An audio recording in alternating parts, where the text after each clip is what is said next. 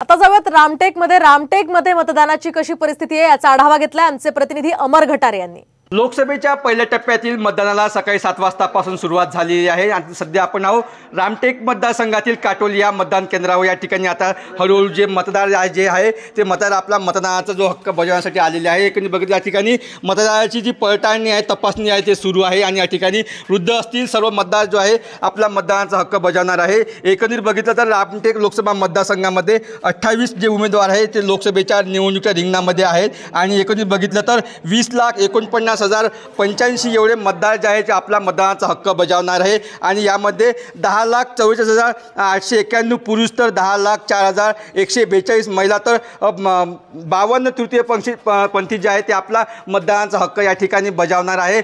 संपूर्ण जी मतदानाची प्रक्रिया आहे आता सकाळपासून ते संध्याकाळी 6 वाजेपर्यंत चालणार आहे। त्यासाठी संपूर्ण प्रशासन जे आहे प्रशासन सज्ज झालेलं आहे।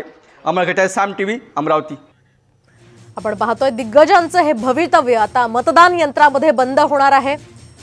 तर गडचिरोली, रामटेक, भंडारा गोंदिया यासह नागपूर आणि चंद्रपूर इथे मतदान प्रक्रिया आज पार पडणार आहे आणि या सगळ्या पार्श्वभूमीवर आता मतदानाला सुरुवात झाली आहे।